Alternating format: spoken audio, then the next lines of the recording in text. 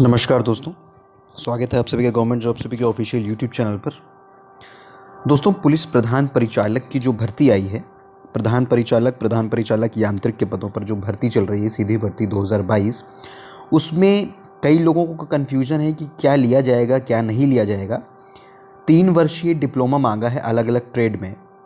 अब आप में से कई सारे लोग पूछ रहे हैं कि सर क्या BCA चलेगा, BSc चलेगा, BTech चलेगा, MCA चलेगा, BSc कंप्यूटर साइंस IT चलेगा, MSc कंप्यूटर साइंस IT चलेगा, BTech सिविल चलेगा या नहीं चलेगा। तो सारी चीज़ों का आपका आंसर मैं आज दे दूंगा। और कुछ लोग गलत जानकारी भी आपको दे रहे हैं यूट्यूब चैनल के माध्यम से। कई लोगों ने मुझे कुछ वीडियोस भेजे जिसमें कहा कि BCA नहीं लेंगे या BTech नहीं लेंगे या BSc वाला ये नहीं लेंगे। तो उन सभी से मेरा अनुरोध है, फॉर्म भरने से पहले ये वीडियो देख लें, और जो भी लोग फॉर्म भरना चाह रहे हैं उनको ये वीडियो ज़रूर शेयर कर दीजिएगा, किसी का नुकसान ना हो। इस वजह से ये वीडियो अंत तक देखिएगा, मैं सारी चीज़ें आपकी क्लियर कर दूंगा, कैसे क्या होगा, कैसे क्या नहीं होगा। तो किसी भी चीज़ को समझने से पहले सबसे पहले हम उसका विज्ञापन एक बार देख लेते हैं, क्योंकि अगर आपने विज्ञापन ढंग से पढ़ लिया तो आपको किसी की भी ज़रूरत नहीं रह जाती, फिर किसी यूट्यूब चैनल की या मेरी भी या किसी की भी ज़रूरत आपको नहीं रहेगी अगर आपने विज्ञापन ढंग से पढ़ लिया। ठीक है, तो पहली बात तो ये जो आपकी भर्ती निकली है ये आपके प्रधान परिचालक यांत्रिक, हेड ऑपरेटर इनको शायद इंग्लिश में कहा जाता है। तो उनकी ये भर्तियां हैं मैट्रिक्स लेवल 35,400 से 1,12,400। ठीक है, तो ये आपका है। आप यहाँ पे देख लीजिए, इसमें पद है आपके अनारक्षित के 379, EWS 92, OBC non creamy layer 252, अनुसूचित जाति 195, अनुसूचित जनजाति 18, और नीचे क्षैतिज आरक्षण दिया गया, वर्टिकल हॉरिजॉन्टल रिजर्वेशन जिसको कहते हैं। ठीक है, और अब आप यहाँ पे देख लीजिए कि आपका जो अर्हता है, शैक्षिक अर्हता, वो क्या है।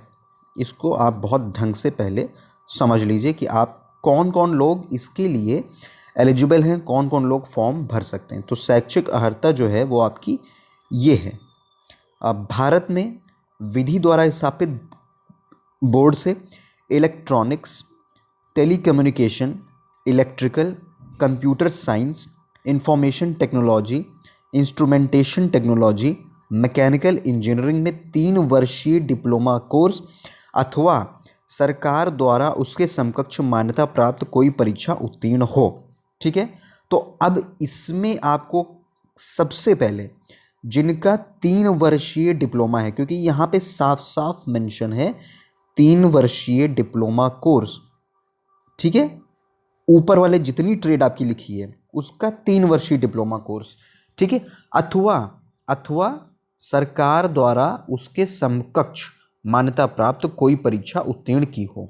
ठीक है, तो अब आप एक बात जान लीजिए कि जो ये 3 वर्षीय डिप्लोमा की बात की गई है, इसके समकक्ष सरकार ने किसी भी डिप्लोमा या डिग्री को मान्यता नहीं प्रदान की है। आप ये बिल्कुल अच्छे से जान लीजिए, 3 वर्षीय डिप्लोमा का मतलब होता है 3 वर्षीय डिप्लोमा कोर्स, बस और कुछ नहीं। लेकिन पुलिस भर्ती एवं प्रोन्नति बोर्ड का कहना है कि इनके समकक्ष आपका कुछ भी होगा जो आपका इस ट्रेड से होगा। अगर आपके पास इलेक्ट्रॉनिक्स की डिग्री है, टेलीकम्युनिकेशन में BTech डिग्री है, इलेक्ट्रिकल में डिग्री है, कंप्यूटर साइंस की डिग्री है, इंफॉर्मेशन टेक्नोलॉजी की डिग्री है, इंस्ट्रूमेंटेशन टेक्नोलॉजी की BTech डिग्री है, मैकेनिकल इंजीनियरिंग की है, तो आप एलिजिबल होंगे। ये किसका कहना है? PRPB कौन? Police recruitment and promotion board, police भर्ती एवं प्रोन्नति बोर्ड का कहना है कि 3 वर्षीय डिप्लोमा कोर्स के समकक्ष अगर आपके पास BTech की इनमें से किसी भी ट्रेड में डिग्री, अब देखिए इसमें सिविल नहीं है। ठीक है, तो ना ही सिविल का 3 वर्षीय डिप्लोमा चलेगा और ना ही BTech सिविल चलेगा। ठीक है, तो जो BTech सिविल वाले हैं और सिविल डिप्लोमा वाले हैं वो बिल्कुल भूल जाएं कि उनका इसमें कोई भी चांस है। ठीक है, अब बात आती है, कुछ लोग कह रहे हैं कि इसमें अब जैसे आपका BSc कंप्यूटर साइंस है, कुछ लोग कह रहे हैं कि सर BSc क्या चलेगा? जी बिल्कुल चलेगा। कंप्यूटर साइंस में आपका मांगा है, यहाँ पे आप देख रहे हैं कंप्यूटर साइंस लिखा है, इंफॉर्मेशन टेक्नोलॉजी, तो BSc कंप्यूटर साइंस या IT ये दोनों आपके होंगे तो आपका चलेगा। ठीक है, अब आपका एमएससी भी होता है, एमएससी कंप्यूटर साइंस या आईटी। ठीक है, तो ये भी 3 वर्षीय डिप्लोमा तो नहीं है, उससे समकक्ष माना जाएगा, तो इसलिए ये भी चलेगा। ठीक है, तो ये हो गई।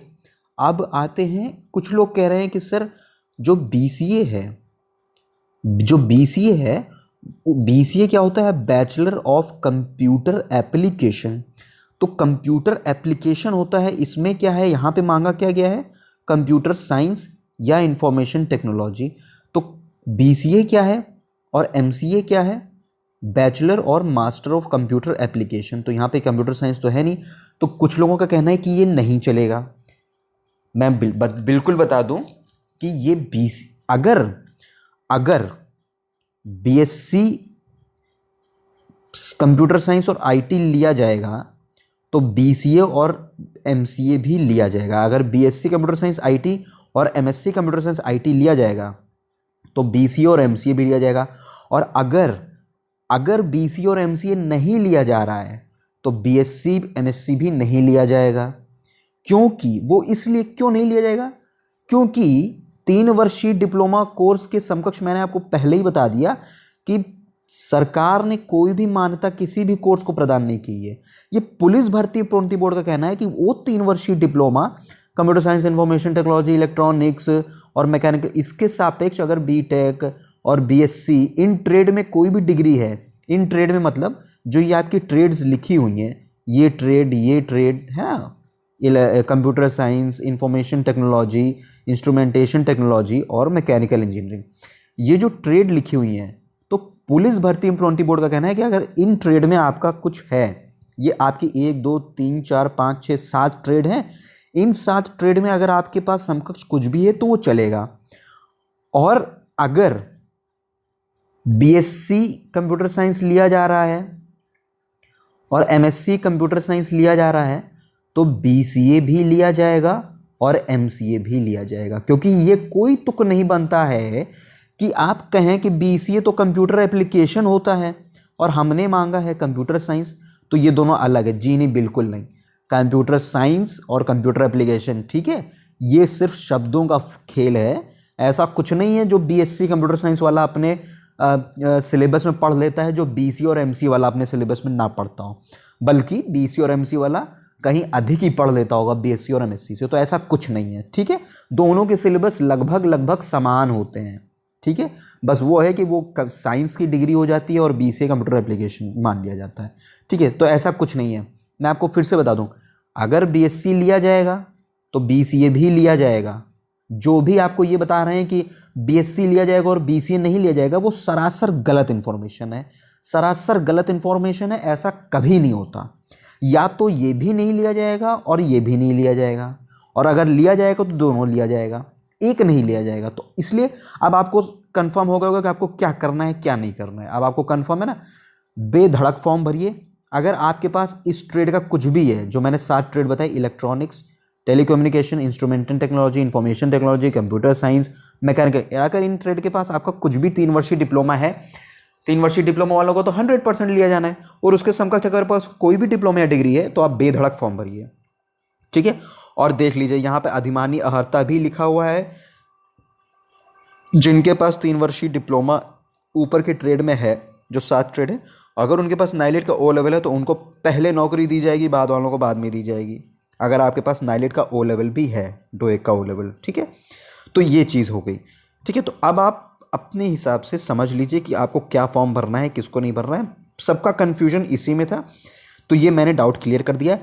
अगर अभी भी आपको कोई कन्फ्यूजन हो, ठीक है, तो आप बिल्कुल कमेंट सेक्शन में मुझे कमेंट कर दीजिएगा। मैं वहाँ पे आपको बिल्कुल बता दूंगा कि क्या है क्या नहीं है, ठीक है।